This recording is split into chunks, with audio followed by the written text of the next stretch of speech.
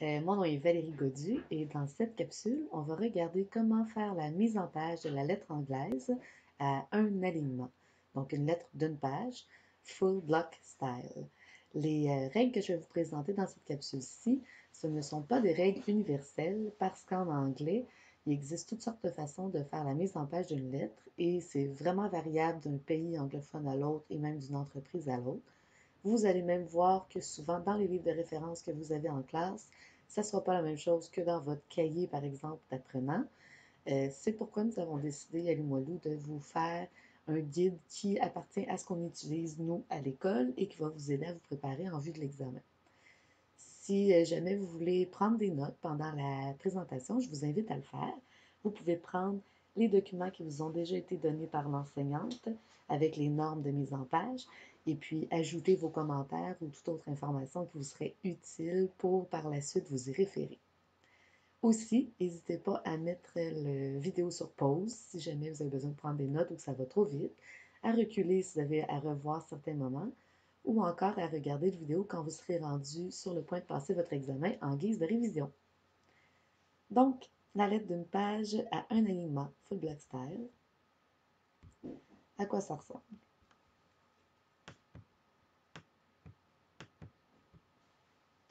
Premièrement, on va y aller avec quelques éléments généraux de mise en page. La police et la taille de police, on utilise ce qu'on utilisait en fait en rédaction en français. Donc, on y va avec du Times 12 points, Arial 12 points. Mon chouchou personnel, c'est Cambria 12 points. En fait, toute police qui n'est pas trop, je dirais, créative ou pas trop funky va faire l'affaire, Times et Arial étant les plus populaires sur le marché du travail. Les paragraphes sont alignés à gauche, donc on ne fait pas de justification des paragraphes. Les marges de gauche et de droite varient entre 2,5 cm et 3,17 cm, ce qui fait qu'on va utiliser un ou l'autre, ou entre les deux, c'est tout simplement la longueur du texte. Alors, si j'ai beaucoup de texte à mettre sur une seule page, je commence à manquer de place, ça se peut que je vais mettre mes marges à 2,5 cm, tandis que si jamais j'en ai pas beaucoup de texte, puis que j'essaie d'habiller ça pour que ce soit plus élégant, ça se peut que je les laisse à 3,17. On vise un équilibre dans la page, c'est-à-dire qu'on voudrait avoir un centrage vertical approximatif. Je ne veux pas avoir de gros espaces blancs ni dans le haut de ma lettre, ni dans le bas de ma lettre. Donc, je m'organise pour que mon texte et mes éléments soient à peu près centrés au milieu de ma page. Si j'ai trop de texte, à ce moment-là, je peux toujours essayer de mettre mon texte en Arial 11 points ou même 10 points, dans le cas où j'essaie de rentrer des informations sur une seule page, puis que j'ai de la difficulté. Le seul bémol ici, c'est de s'organiser pour que notre lettre soit facile à lire pour la personne à qui on l'envoie. Maintenant, on a ici la lettre que vous avez en exemple dans le document qu'on vous donne en classe et on va regarder chacun des éléments de sa mise en page. Premièrement, on a l'entête de la compagnie. L'entête de la compagnie, que ce soit une compagnie qui est en français ou en anglais, elle ne changera jamais. On va prendre l'entête telle qu'il est fourni soit dans un exercice, soit dans une entreprise dans la vraie vie, et on l'utilise dans le haut de notre lettre. Si les coordonnées, dans ce cas-ci de CFP Limoilou, étaient écrites en français, on les laisserait en français. Après l'entête, le premier élément qu'on va retrouver, c'est la référence. Donc ici, j'ai déjà une différence en anglais par rapport à ce qu'on faisait en français, parce qu'en français, la référence s'en va sous la vedette, donc le destinataire avec ses coordonnées. Et dans ce cas-ci, la référence, c'est le premier élément que j'ai dans le haut de la page. Il est placé de 5 cm à 7,5 cm du haut de la page. Si je n'avais pas de référence, en fait, ce serait ma date. Donc, dans ce cas-ci, c'est exactement la même règle de mise en page que ce que vous aviez en français. Donc, le premier élément de ma lettre est placé entre 7 et 5,7 cm, 7,5 cm du haut de ma page. La référence peut être écrite de d'autres façons. Je donne quelques exemples. Donc, j'ai Our Reference au long, qui veut dire notre référence. Remarquez que les deux points en anglais sont collés sur le mot référence, donc pas d'espace insécable. Ici, je mets un numéro de dossier, File Number avec le chiffre. Vous remarquez que l'abréviation de numéro en anglais, c'est NO point, alors qu'en français, j'avais NO et je mettais le O en exposant.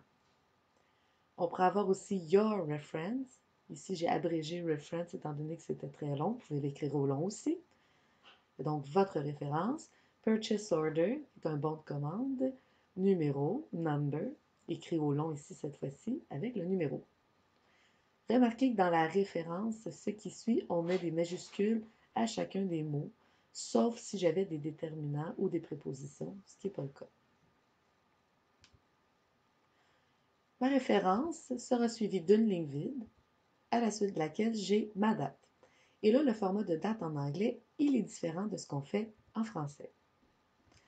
Donc, la date en anglais, on écrit d'abord le mois, ensuite le jour, une virgule, puis l'année.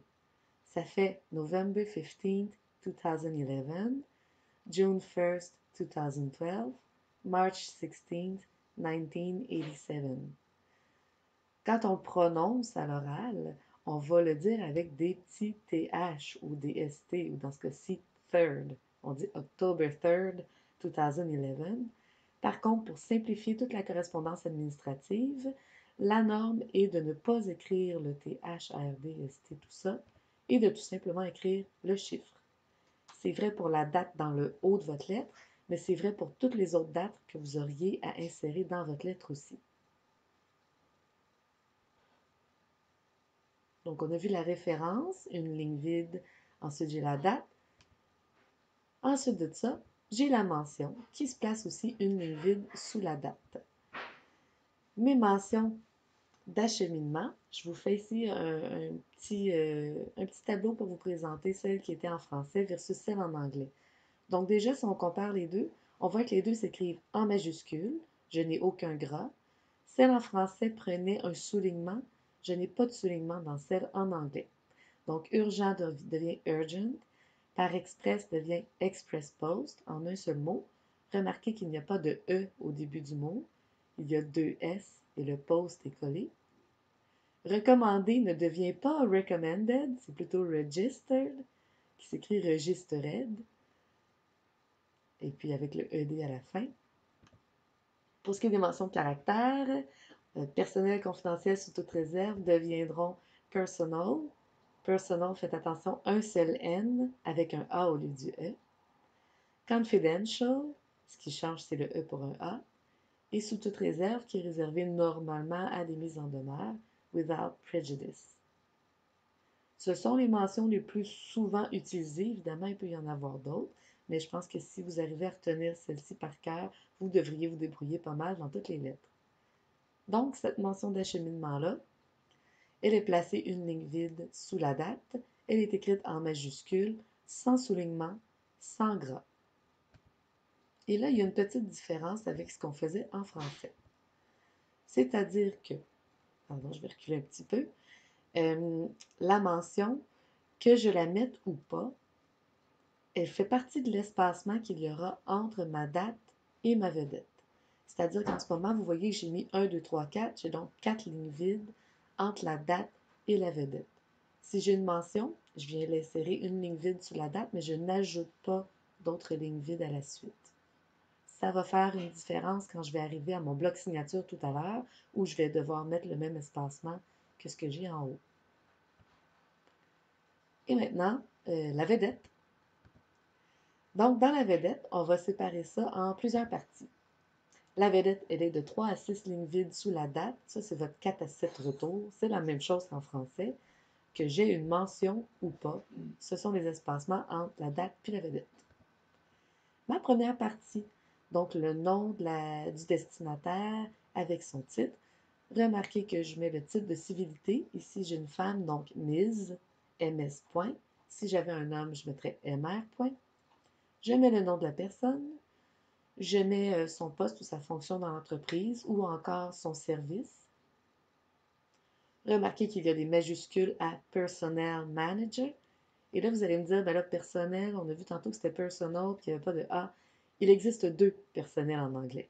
Ce personnel-là, qui s'écrit pareil comme en français, ça veut dire les employés. Ça veut dire les ressources humaines. Donc, personnel, 2 NE, c'est les ressources humaines. Mais personal, un NA, c'est ma mention pour dire que c'est quelque chose de secret ou qui concerne la personne. Cette première partie-là de ma vedette, je l'écris toujours en anglais. Toujours. Évidemment, je ne peux pas traduire le nom. Si le nom c'était Christine Petit, je ne l'appellerais pas Christine Little. Je garde exactement le nom de la personne, mais son titre de civilité et sa fonction, et s'il y a lieu son service, je vais tout mettre ça en anglais. Ensuite, j'ai le nom de la compagnie. Ici, j'ai Commission scolaire de la capitale. Peu importe dans quelle langue est le nom de ma compagnie, je ne le traduis pas. S'il est en anglais, je le laisse en anglais. S'il est en français, je le laisse en français. Et si jamais c'est en italien, en espagnol, en allemand, je le laisse dans sa langue d'origine. Le nom d'une compagnie, c'est son nom officiel. Il est enregistré comme ça au gouvernement pour ses taxes, etc. Donc, je ne lui touche pas. Ce qui suit, par contre, on a l'adresse, le 1900 rue Côté, etc. Et bien là, il y a deux façons de faire. Donc, l'adresse complète, pour une entreprise québécoise seulement. Ça veut dire au Québec. Je vous rappelle que Ottawa, c'est en Ontario, c'est pas au Québec. Mais si je suis au Québec, je peux mettre toute cette partie-là, qui est en grisé maintenant, en français selon les normes que j'ai appris en correspondance en français, en rédaction en français. C'est-à-dire, j'ai le numéro de rue, virgule, type de rue qui est rue, des biens, ici j'ai un point cardinal, virgule, bureau 45, Québec, Québec entre parenthèses, et le code postal placé 2 espaces plus loin. Ça c'est bon, même pour une lettre anglaise, seulement au Québec. Et vous remarquez que le début de ma vedette, Ms. Susan Thomas, Human Resources, ça c'était en anglais, comme on a dit qu'on le mettait. Par contre, pour une entreprise québécoise ou canadienne ou étrangère, je peux aussi décider que je le mets en anglais au complet. C'est-à-dire que pour l'entreprise québécoise, j'ai le choix. Soit je le mets en français comme dans le carré blanc, soit je le mets en anglais comme dans mon carré noir. Et dans ce cas-là, il y a des choses qui changent pour la mise en page. Déjà, vous remarquez que je n'ai pas de virgule entre 45 et des biens. On a inversé le mot rue qui devient street avec le nom de la rue qui est des biens et on ne met plus de virgule devant. Ça devient donc le 45 Debian Street. Remarquez aussi que street prend une majuscule, alors que le mot rue, lui, n'en prenait pas. Le point cardinal va toujours à la fin, donc c'est pas Debian West Street, c'est Debian Street West. Et là, j'ai la majuscule à West. Si c'est suivi d'un numéro d'appartement ou de bureau, je vais avoir une virgule et dans ce cas-ci, bureau qui se traduit par suite, on prend un S majuscule pour l'écrire. Si c'était apartment, je mettrais un A majuscule aussi. Donc, dans ma première ligne, la seule virgule que j'ai, c'est si j'ai un numéro d'appartement ou encore de bureau. Dans ma deuxième ligne, là, la virgule que j'avais après le 45, elle s'est déplacée après la ville. Donc, je mets la ville, virgule. Ensuite, j'écris le symbole de la province ou de l'État si je suis aux États-Unis en majuscule. Donc, QC en majuscule. Je laisse 2 espaces, puis je mets mon code postal. Donc, si vous regardez la différence entre en français et en anglais, pas de virgule dans la ligne où j'ai la rue. J'inverse rue et le nom de la rue. Je mets des majuscules partout parce qu'en anglais, il ne se complique pas la vie en mettre partout.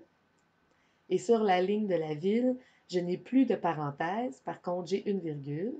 Québec n'est plus écrit au long, il est écrit en symbole. Si j'étais en Ontario, ça serait ON en majuscule. On va voir des exemples. Puis je laisse, comme en français, le code postal avec 2 espaces avant. Ici, je vous donne un autre exemple. Donc, cette fois-ci, si j'étais en Ontario, vous remarquez, puis j'ai enlevé le numéro de bureau pour vous donner un exemple un peu différent. Donc, Milton, virgule, ON qui est pour Ontario, et j'ai un code postal qui suit. Si vous ne connaissez pas les symboles des provinces, vous pouvez toujours aller chercher ça sur le site de Poste Canada dans les directives d'adressage. Il y a un tableau dans lequel vous avez tous les symboles pour les provinces et ensuite tous les symboles pour les États américains. Et justement, avec un exemple aux États-Unis, donc j'ai Miss Susan Thomas, blablabla. On remarque la même façon d'écrire mon 45 Debian Street, Milton, Florida. Ici, c'est un zip code que j'ai. Aux États-Unis, ce sont 5 chiffres au lieu d'être un code postal avec lettres et chiffres.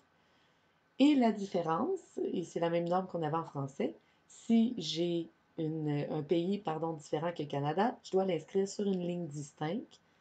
Je vais l'écrire en anglais parce que je suis en train d'écrire ma vedette en anglais au complet. Donc, United States sera sur la dernière ligne, seul, en majuscule, aucun gras, rien, juste en majuscule et en anglais. Ça fait le tour pour l'adresse que vous devez mettre dans la vedette. Donc déjà, il y a pas mal de changements ici qui se font par rapport à ce que vous connaissez en français. Vous pouvez, tout le long de vos exercices, à mesure que vous avancez dans votre cheminement, l'écrire en français parce que les adresses sont au Québec, mais je vous suggère de faire l'exercice de l'écrire avec les normes anglaises, juste pour avoir l'occasion de pratiquer et au cas où vous arriveriez à l'examen puis que ce ne serait pas une adresse québécoise. On a vu maintenant donc la référence, on a vu la mention, la date, et on a vu la vedette. Donc, toute la première partie de notre lettre est couverte. On va continuer un petit peu plus loin. Ce que j'ai par la suite, contrairement à en français, je n'aurai pas l'objet tout de suite. J'ai d'abord l'appel.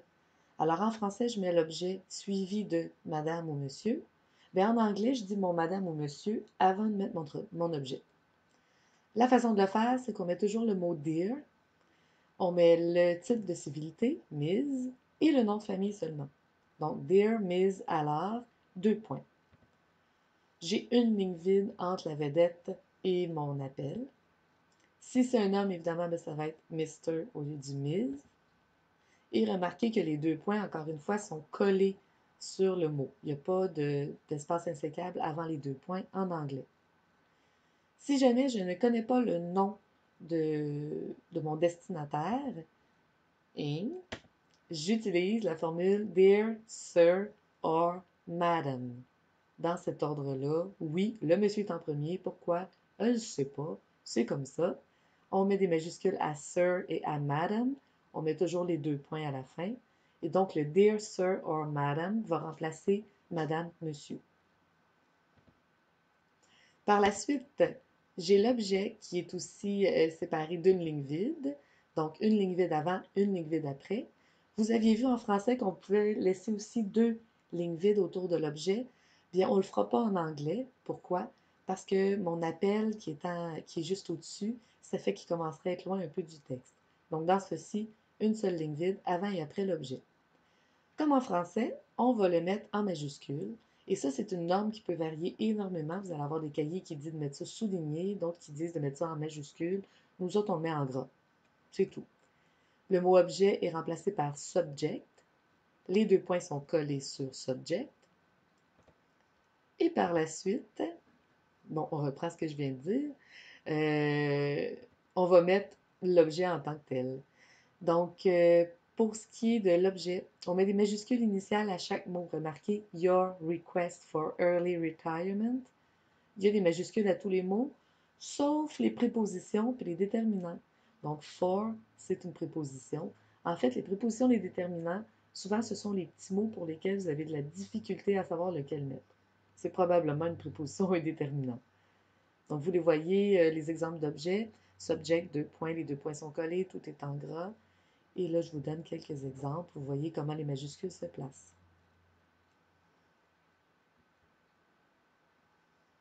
Une fois que j'ai mon objet, bien là, j'entre vraiment dans le corps de ma lettre. Alors, je vais avoir évidemment intro, développement, conclusion, qui sont écrits en tout petit vert ici à l'écran.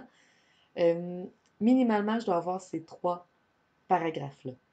Est-ce que je peux en avoir plus? Ben oui, parce qu'idéalement, pour un paragraphe, j'ai une idée globale. Donc, si dans mon développement, j'ai plusieurs éléments à amener dans ma lettre, ça se peut que je fasse plus plus qu'un paragraphe de développement. Même chose pour la conclusion. Des fois, j'ai plusieurs choses à dire en conclusion qui concernent la suite des choses. Je peux faire plus qu'un paragraphe. Mais au minimum, je dois absolument avoir ces paragraphes-là, 3 paragraphes distincts, séparés chacun par une ligne vide. Dans le corps du texte aussi, vous allez remarquer que vous avez, encore une fois, comme vous l'aviez en français, des marqueurs de relation. Vous avez des documents qui sont disponibles là-dessus en classe. Vous pouvez demander à vos enseignants et vous enverrez dans votre cahier. Donc, mes idées, non seulement doivent être dans un ordre qui est logique, mais être liée par des mots ou des expressions qui permettent d'assurer l'ordre, qui permettent de guider le lecteur pour qu'il comprenne où est-ce qu'on s'en va avec notre super lettre. À la toute fin de la lettre, j'ai quelque chose de différent en français. Ça se trouve être la salutation. La salutation en français, c'est nous vous prions d'agréer notre bonheur infini avec des lilas et des petits anges. Ben, en anglais, ils ne font pas de formule autant littéraire. Ils y vont avec des formules comme sincerely yours, qui est l'exemple que vous avez, yours truly, sincerely. Donc, ils ont plusieurs petites formules brèves et tout ça remplace complètement le nous vous prions d'agréer, madame, monsieur, nos salutations cordiales et pleines de joie. Je n'aurai donc pas de répétition de l'appel. Je ne dis pas sincerely yours, madame, ou sincerely yours, Mr. Godu. Je dis juste sincerely yours. Il va, donc oui, pas de nous vous prions d'agréer. Il va être suivi d'une virgule. Et ensuite, là, j'ai mes espacements qui sont ceux que j'avais entre la date et la vedette. Donc, j'avais 4 lignes. Vis-à-vis mon numéro 2, j'avais la mention. Ben, je fais comme si c'était pas là.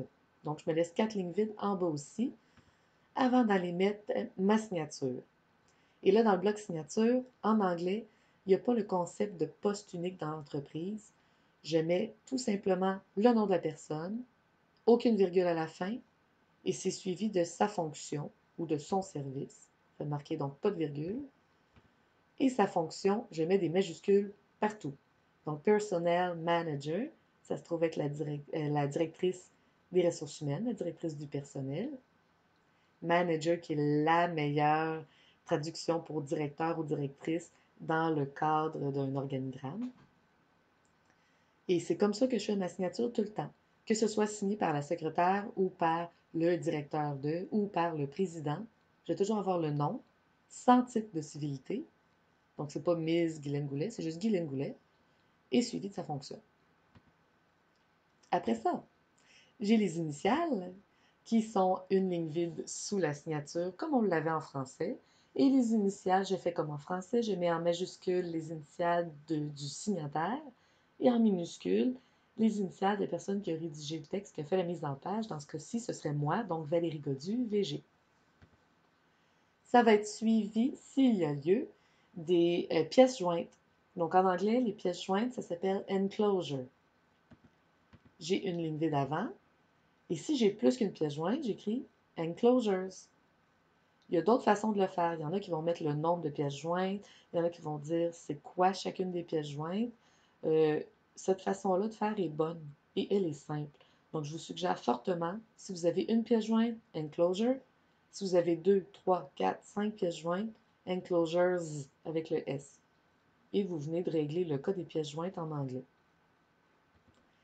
Je laisse une ligne vide en dessous et si jamais j'ai à mettre des copies conformes, dans ce cas-ci, j'ai un exemple avec Ms. Claire Picard, les copies conformes, mais remarquez que c'est CC en minuscule, je n'ai aucune ponctuation, c'est suivi d'un espace, puis je mets le nom de la personne à qui s'en va la copie conforme de ma lettre, avec sa fonction si je l'ai. Je vais vous donner d'autres exemples. Si j'en ai plusieurs, je peux les mettre alignés un sous l'autre, donc remarquez qu'ils sont à côté de mon CC. Dans ce cas-ci, le rédacteur a choisi de ne pas mettre les titres de civilité. Toujours mieux de les mettre, pas dramatique si on ne les met pas. Il existe des versions voilà, où on met les titres, toujours alignés un sous l'autre si j'en ai plusieurs. Et ici, j'ajoute le service de chacune des personnes. Et ils ont mis tout simplement la première lettre du prénom pour que ce soit un peu moins long. Ça se fait aussi. En anglais, ils ont toutes ces options-là. Choisissez ce qui vous semble le plus simple. Idéalement, choisissez ce qui ressemble le plus au français puisque vous êtes déjà habitué. Donc, ça fait le tour de ma lettre, d'une page à un alignement. Alors, dans l'ordre, j'ai la référence, une ligne vide. Ensuite, j'ai la date. Si j'ai une mention, une ligne vide une ligne vide en dessous. Sinon, de la date à la vedette, j'ai toujours de 3 à 6 lignes vides avant ma vedette. C'est suivi de l'appel, puis de l'objet. Donc ça, c'est inversé par rapport en français. Intro, développement, conclusion. Ma salutation, qui est toujours sur une ligne à part, qui remplace le nouveau prion d'agré, Madame, Monsieur. Elle est suivie d'une virgule. J'ai ici mes 4 lignes vides avant d'avoir le bloc signature, donc le nom puis la fonction, suivi des initiales, des pièces jointes et des comptes conformes s'il y a lieu. Donc, j'espère que ce petit vidéo-là a été instructif pour vous. L'information se trouve à plusieurs endroits, notamment dans le Business Communication et surtout dans le document que nous, on vous donne en classe avec les normes précises pour le CFP de Limoilou. Si jamais vous avez des questions, s'il vous plaît, venez voir votre enseignante, ça va nous faire plaisir de vous répondre. Et sinon, ben, je vous souhaite une bonne continuation dans vos lettres en anglais et je vous invite encore une fois à réviser ce vidéo-là juste avant votre formatif ou votre examen pour vous rafraîchir la mémoire. Merci beaucoup. Au revoir.